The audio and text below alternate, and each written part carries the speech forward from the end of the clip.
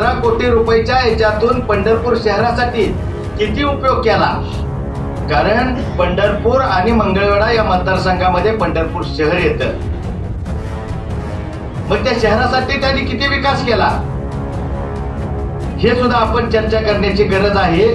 आणि त्यांना आता त्यांचं जरी काय माझं का निश्चित झालेलं असलं उभं राहायचं, त्यांना बीजेपीच्या माध्यमातून जर तिकीट दिलेलं असेल तर आपल्या सर्वांच्या साक्षीने मी एवढी आपल्या सर्वांना विनंती करतो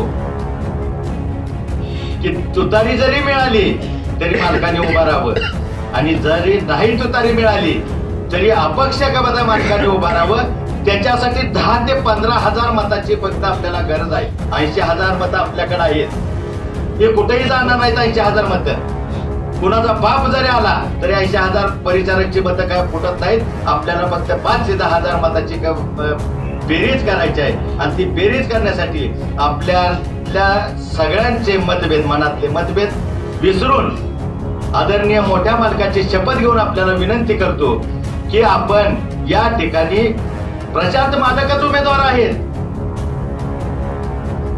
आणि प्रशांत मालकांनाच आपल्याला उभा करायचा. प्रशांत मालकाला जास्तीत जास्त मताने आपल्याला निवडून द्यायचं आहे.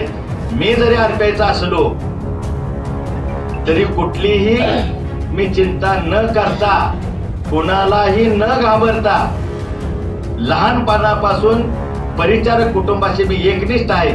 पुढच्याही काळामध्ये या कुटुंबाशी मी एकनिष्ठ राहून जास्तीत जास्त मताधिक्याने निवडून देण्यासाठी आपण प्रयत्न करावेत.